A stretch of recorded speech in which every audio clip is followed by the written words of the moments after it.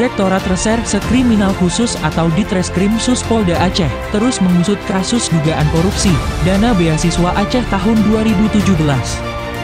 Direskrim Sus Polda Aceh, Kombes Pol Winardi, menyampaikan dalam kasus ini pihaknya telah mengantongi satu nama calon tersangka baru dari kalangan anggota Dewan Perwakilan Rakyat Aceh atau DPRA yang masih aktif. Winardi menyampaikan, polisi saat ini belum bisa menyebutkan siapa sosok anggota DPR Aceh yang diduga terlibat dalam kasus korupsi itu. Pihaknya masih berupaya mengumpulkan sejumlah barang bukti penguat.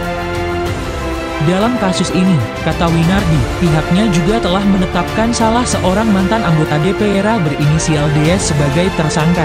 Penetapan DS sebagai tersangka diperkuat oleh sejumlah barang bukti. Winardi mengaku kasus korupsi beasiswa ini sudah bergulir cukup lama. Hal itu terjadi karena pihaknya harus memeriksa sejumlah saksi secara keseluruhan. Haba Aceh.id melaporkan, Darin Anggro untuk Nusantara.